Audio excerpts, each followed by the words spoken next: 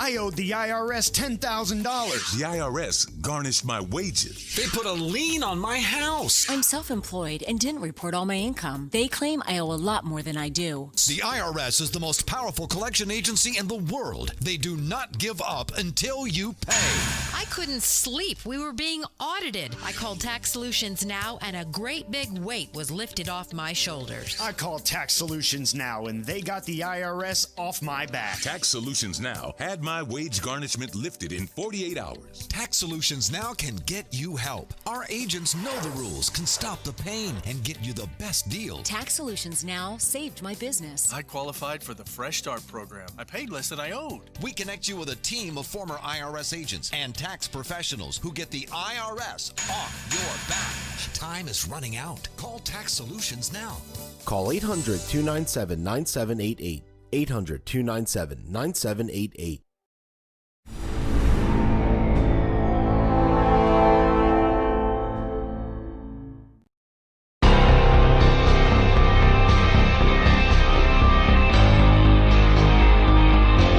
The Turnpike Sports Book Report.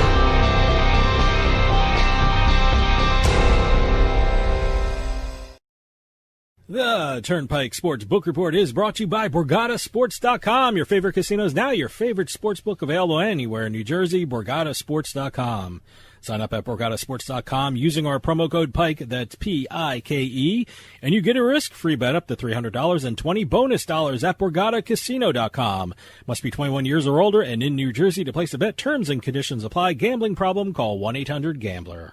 Okay, in this week's edition of the book report, we've got numbers, deals, legislation, and some more entries into our blotter. Seems to be becoming a more and more regular segment for our book reports here. Well, we had that as a regular segment a couple years ago, the Turnpike Sports Police blotter, the athletes who were arrested that week. I'm actually going to have to go back and do a betting blotter. We should do some more of that, like at least once a month. Well, with the shutdown, no one was really getting in any trouble anyway. Yeah, so. Right.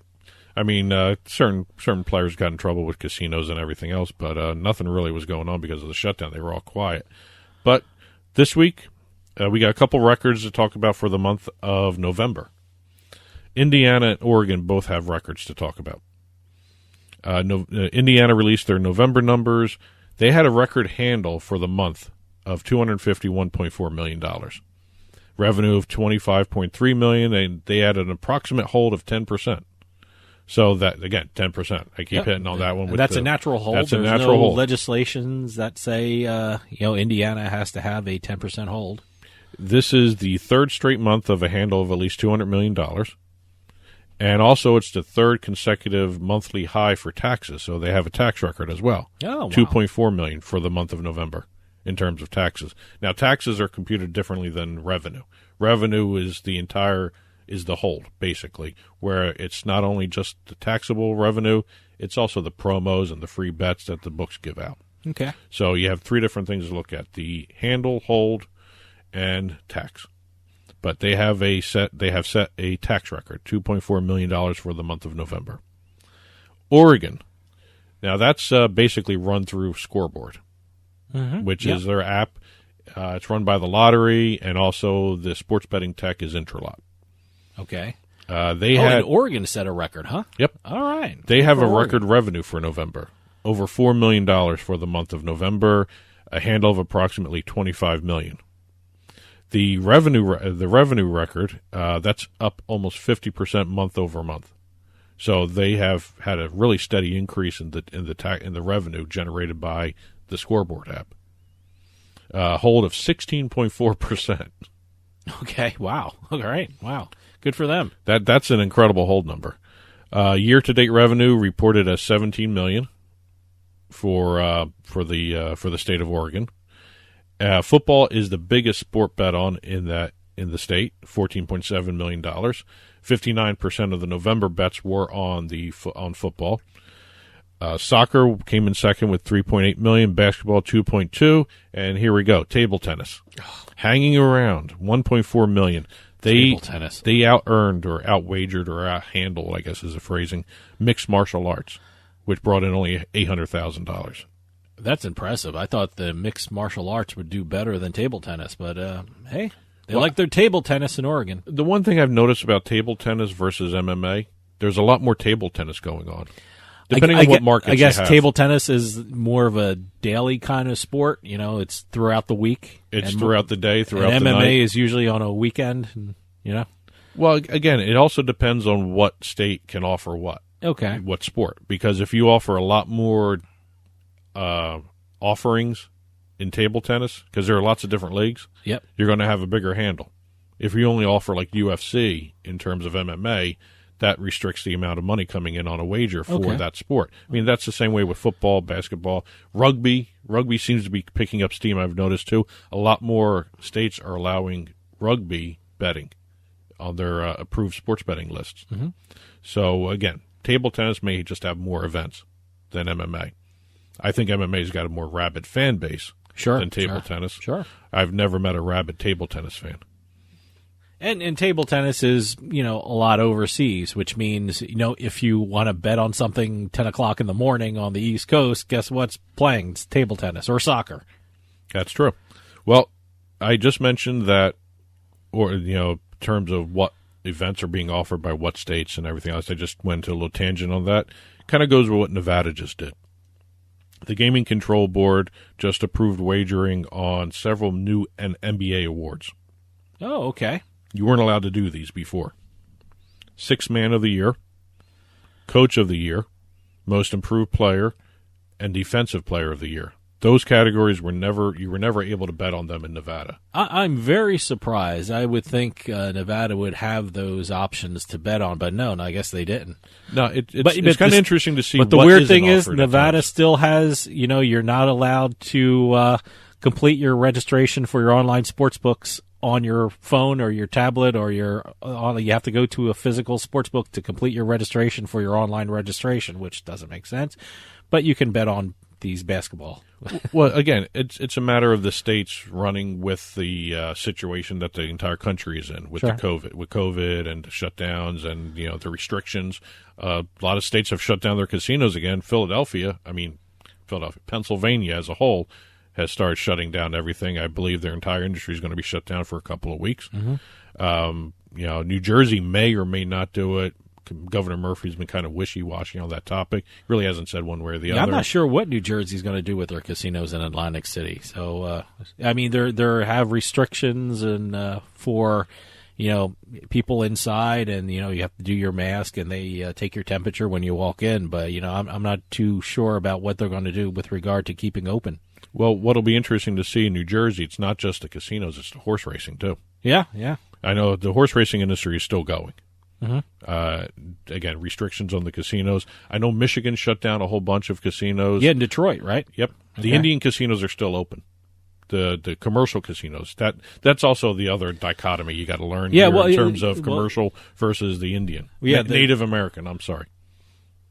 Yeah, well, the Native American doesn't go by the laws of the state. So, they have to choose whether they're going to stay open or not. So, well, I'm kind of curious to see what other states are going to be doing this, expanding their NBA offerings. The league, like we talked about earlier, the league is going to be opening up pretty soon around Christmas, December 22nd, as a matter of fact. Mm-hmm. So I know you have a lot of different futures being offered. I know Play Sugar House had some of these on there. PointsBet has them. Yep. So I think New Jersey's ahead of the curve with some of these things. Nevada is finally starting to catch up. Illinois actually just extended their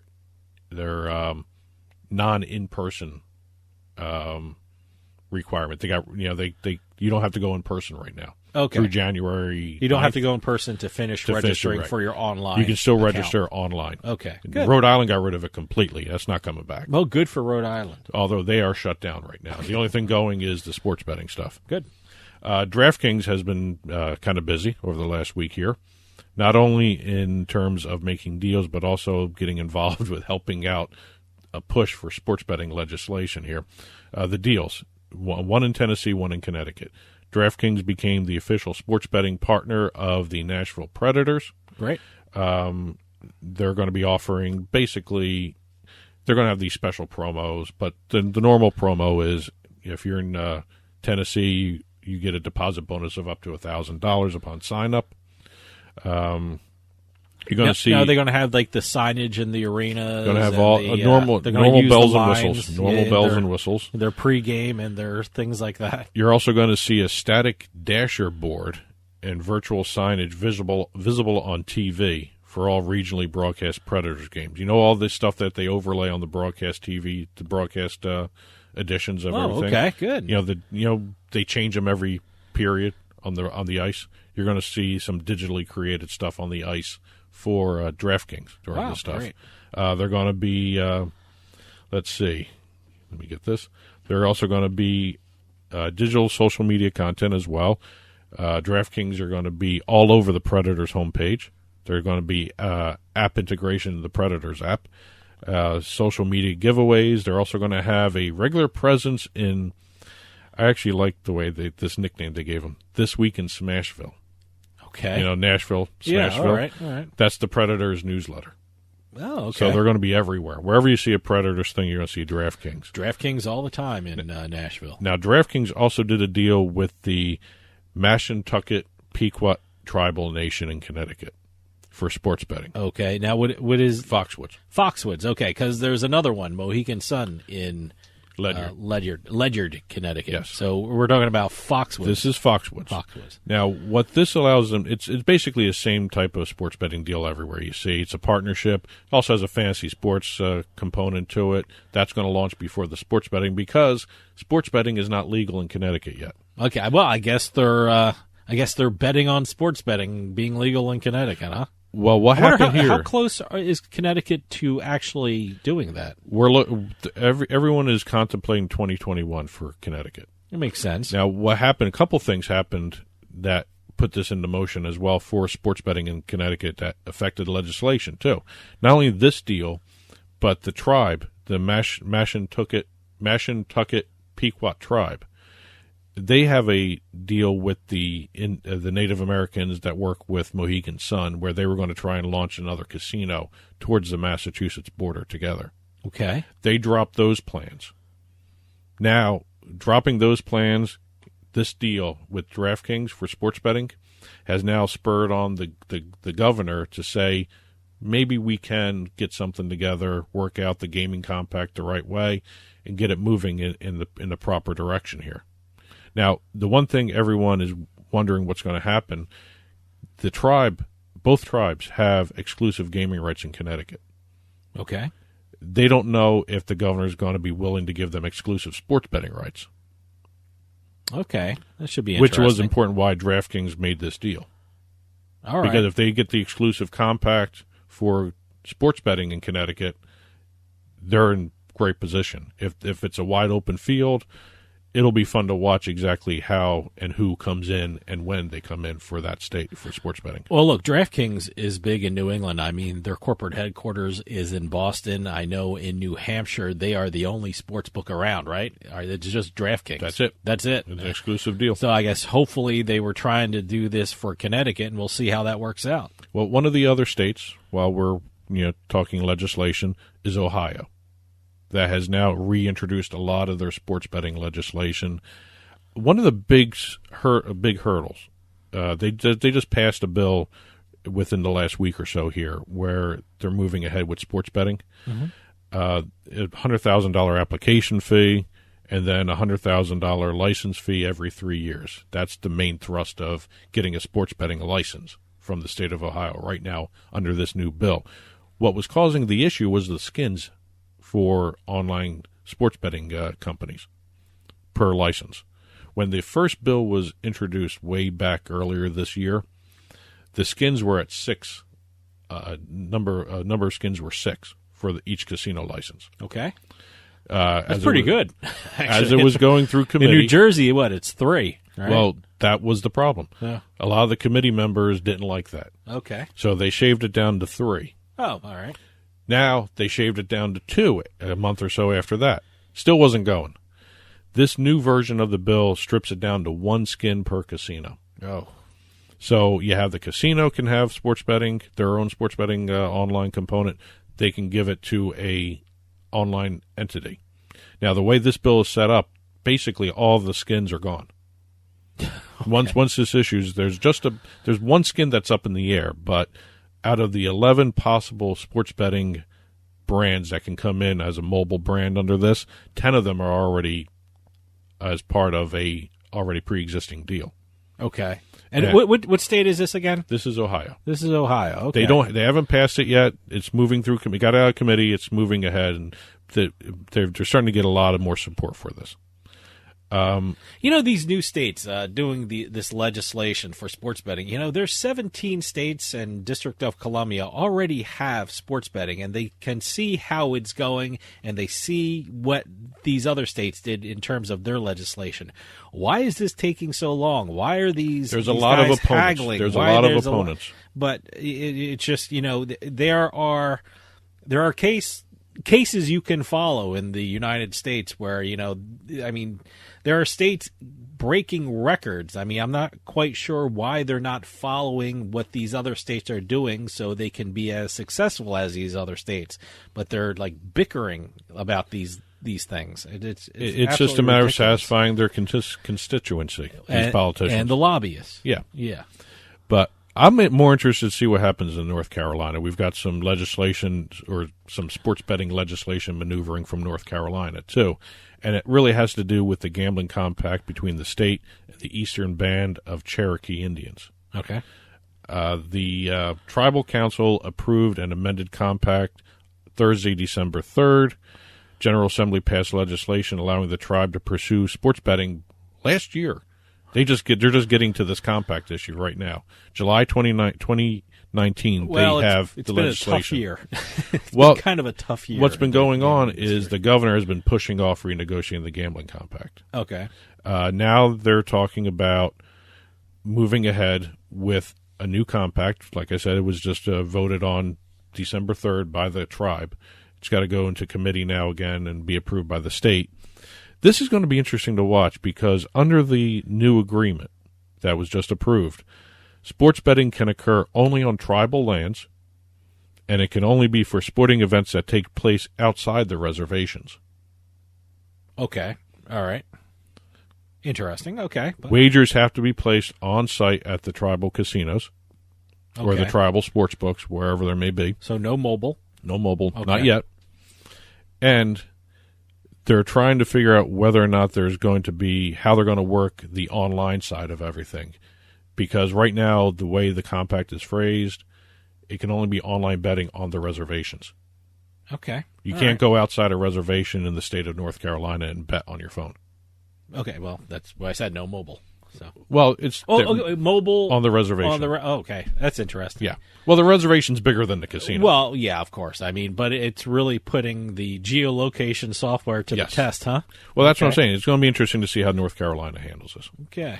Again, Michigan has announced a bunch of different licensing to about 11 different companies. So even we'll online see casinos. Them. Yep, we'll be seeing that launch sometime in early 2021. January is the target month for all this stuff. So, again, we have a whole bunch of other things to talk about, but we're out of time for this week.